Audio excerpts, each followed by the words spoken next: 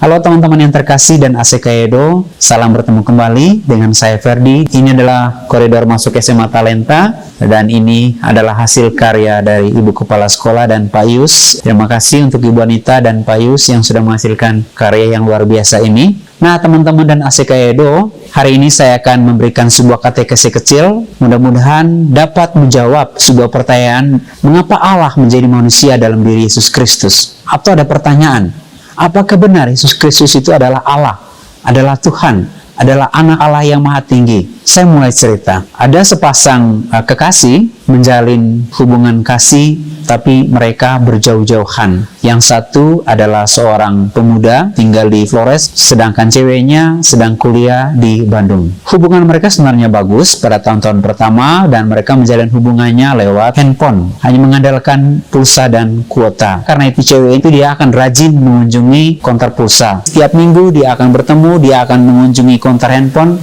untuk membeli pulsa di sana, dan lama-lama dia semakin akrab dengan penjual pulsa. Dan si cewek ini sekarang dia tidak lagi ke konter handphone untuk mengisi pulsa atau kuota, tapi memang ke sana untuk bertemu si cowok. Lama-kelamaan hubungan mereka semakin intens dan mereka akhirnya resmi berpacaran. Sedangkan cowoknya yang di Flores angkat tangan dan menyudahi hubungan. Nah teman-teman yang terkasih, kita tidak mencari siapa yang salah dalam cerita ini, tapi yang kita temukan adalah hubungan mana yang paling berkualitas dan berbobot. Tentu saja hubungan yang kedua, antara si cewek ini dan penjual pulsa, karena mereka bisa saling bertemu, saling tatap muka, bicara langsung kedengaran suaranya. Ada kejujuran di sana. Siapa tahu saja ketika dia berkomunikasi dengan pemuda yang pertama yang di Flores sana, ketika pemuda itu mengatakan saya sedang di kantor, barangkali saja saat itu dia di tempat lain dan entah sama siapa. Dengan cerita kecil ini, mudah-mudahan sekarang kita menemukan alasan kenapa Allah mau menjadi manusia. Tidak lain dan tidak bukan adalah karena Allah ingin membangun hubungan yang lebih berkualitas, lebih intens, lebih dekat, lebih akrab dengan manusia. Itulah sebabnya Yesus disebut sebagai Immanuel, Allah beserta kita. Allah yang ada bersama sejarah hidup manusia. Dalam filsafat, kita mengenal ada ide, idea, dan ada material. Ide atau forma bentuknya memang abadi. Barangkali dalam iman kita itu disebut sebagai roh atau jiwa. Sedangkan berikutnya adalah material, fisik, sesuatu yang bisa kita sentuh, kita raba, kita rasakan, kita dengar, kita pegang, kita lihat. Antara forma dan materi itu bisa terpisah, namun selalu keduanya berusaha untuk menyatu. Nah, contoh konkret, rumah itu adalah sebuah konsep, dan kita tidak bisa memahami rumah kalau kita tidak pernah melihat fisiknya, tidak pernah kita lihat rumah itu seperti apa. Batu itu adalah konsep, dan materinya adalah sesuatu yang kita bisa pegang, bisa kita rasakan. Bayangkan ketika saya berbicara dengan seorang Afrika misalnya ya, dan saya mengatakan bantal. Bantal bagi orang Afrika itu adalah sebuah konsep kosong. Apa itu? Tapi ketika saya mengatakan bantal, maka dia bisa melihat itu ada materinya.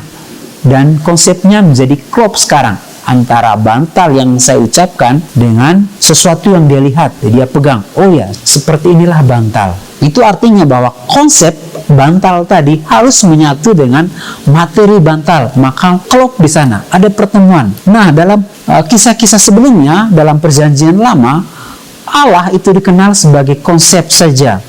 Tafsiran para nabi, mereka mendengar suara Allah, lalu mereka menafsir dan mereka menyampaikannya kepada umat. Dalam perjanjian baru, Arab lebih dekat dengan manusia. Yang kedua, bahwa Allah yang selama ini konsep, tafsiran para nabi, yang sabdanya disampaikan melalui para nabi, kini datang.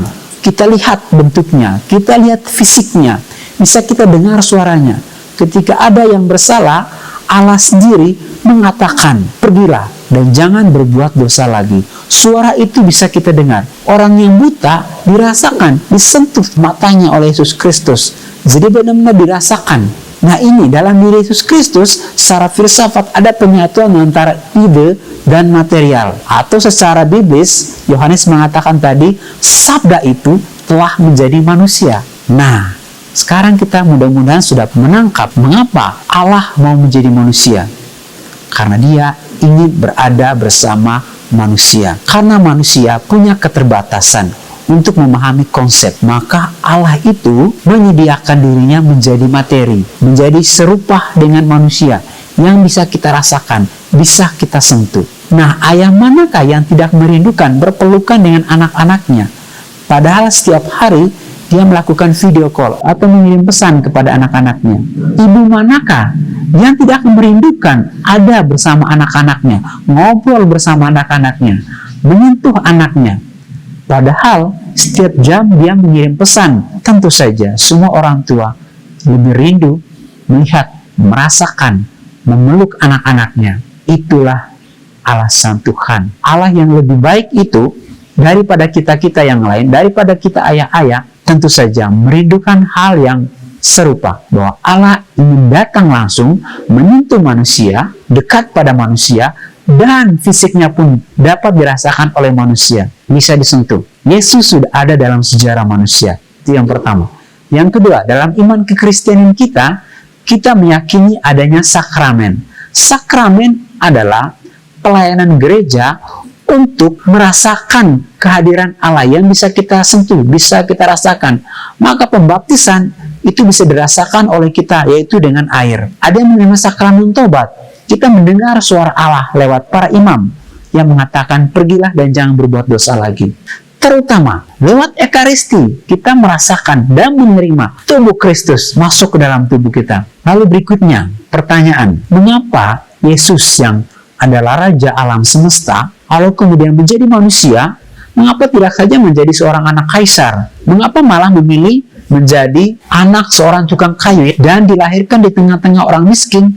Bahkan dari antara kelahiran yang paling miskin pun, dia mengalami kelahiran yang luar biasa miskinnya, yaitu lahir di kandang hewan. Dosen saya, Dr. Edi Kristianto, menjelaskan dengan sangat simpel tentang itu.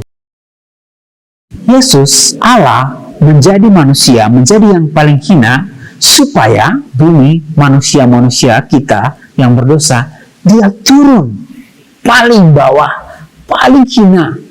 Di antara semua orang miskin, belum pernah ada yang lahir di kandang hewan. Yesus pernah lahir di kandang hewan. Jadi dia yang paling bawah untuk mengangkat semuanya ke atas. Nah, itulah penjelasan kecil, katekese kecil hari ini.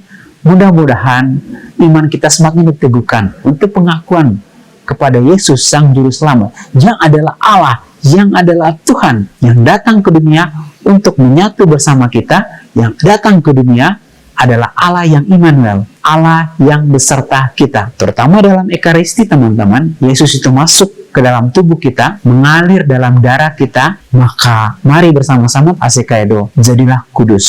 Sebab dalam darah kita ada aliran darah Kristus yang kita terima dalam Ekaristi kudus. Salam damai Natal, Tuhan memberkati kita. Dadah.